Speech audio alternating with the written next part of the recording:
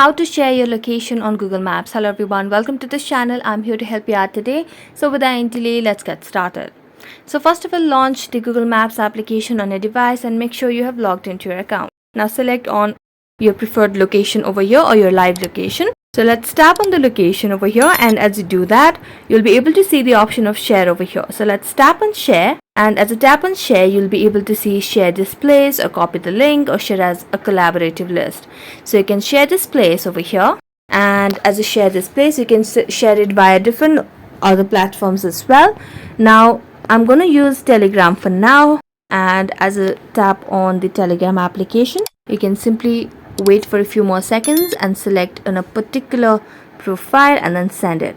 So make sure you have stable Wi-Fi connection on a device to get the address or to get the location sent or shared via Google Maps.